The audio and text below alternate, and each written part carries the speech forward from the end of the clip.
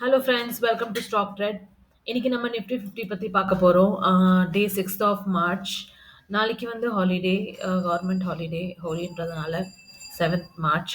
So இன்னைக்கு நிஃப்டி பார்த்தீங்கன்னா ஸ்டார்டிங்கில் வந்து ஒரு ஹைக் கொடுத்துச்சு.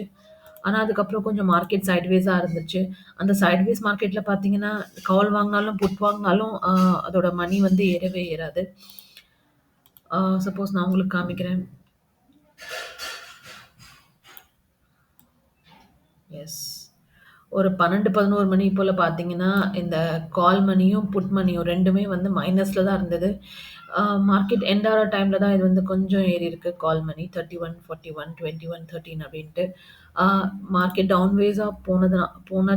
டவுன்வேஸா தான் இருந்திருக்கு மார்க்கெட். அப்பயும் வந்து இங்க பார்த்தீங்கன்னா, ஆப்ஷன் செயின்ல இந்த மணி வந்து இந்த மணி, அவுட் த மணி 2மே வந்து மைனஸ்ல தான் இருக்கு. ஏறவே இல்ல.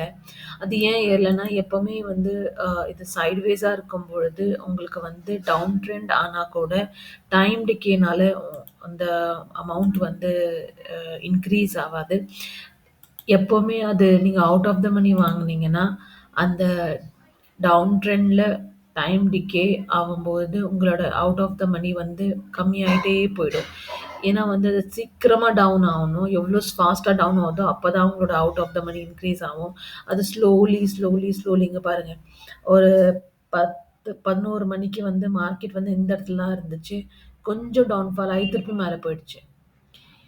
எங்க இந்த 10 மணிக்கு, 11 மணிக்கு எங்க இருந்ததோ, 17,796 கிட்டத்தட்ட அங்க தான் இருந்தது. 17,800 திருப்பியும் வந்து அது 12 மணிக்கு பாருங்க 17,786 800 கிட்டத்தட்ட வந்துருச்சு.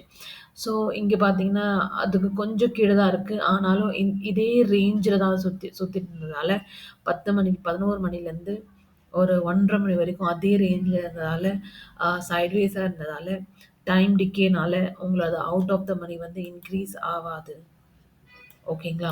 ஸோ இன்னைக்கு நீங்க 12 மணிலேருந்து 11 மணிலேருந்து 1 மணி வரைக்கும் நீங்க காலோ, புட்டோ வாங்கியிருந்தீங்கன்னா, அது வந்து உங்களுக்கு அவ்வளவா லாபம் குடுத்துருக்காது.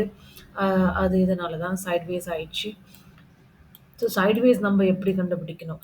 ஸோ ஒரு 11 மணிக்கு பார்த்தீங்கன்னா, இது வந்து 5 மினிட்ஸ் சார்ட் வச்சிருக்கேன் நானு.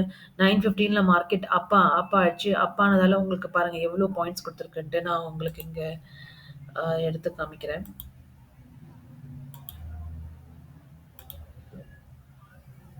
கிட்டத்தட்ட 78 பாயிண்ட்ஸ் மேல போயிருக்கு.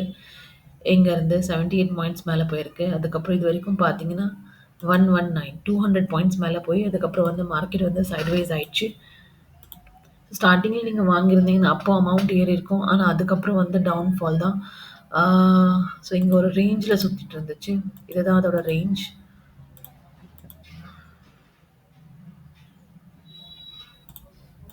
எஸ். இந்த ரேஞ்ச வந்து எப்போ பிரேக் பண்ணுச்சுன்னா, அது 130க்கு தான் இது பிரேக் டவுன் ஆயி கீழ வந்திருக்கு. அதுக்கப்புறம் கொஞ்சம் ரிட்ரேஸ் ஆயி மேல போயிருக்கு. ஸோ அ நீங்க எப்பவுமே அ ட்ரேட் பண்ணீங்கன்னா, சைட்வேஸா இருக்கக்கூடாது மார்க்கெட்.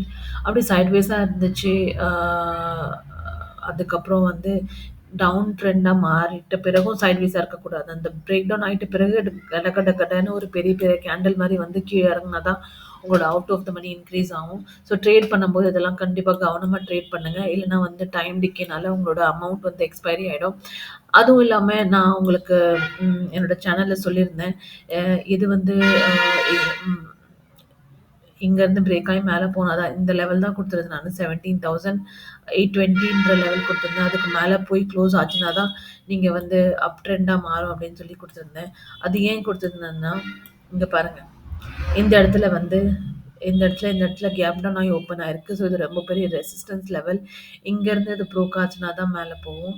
இல்லன்னா அது வந்து இங்கேயே தான் சுத்திட்டு இருக்கும். நாளைக்கு எப்படி ட்ரேட் பண்ணலாம் அப்படின்றத நான் உங்களுக்கு நெக்ஸ்ட் வீடியோல போடப் போறேன். அத கண்டிப்பா பாருங்க. உங்களுக்கு வீடியோ புடிச்சிருந்தா லைக் பண்ணுங்க, சப்ஸ்கிரைப் பண்ணுங்க.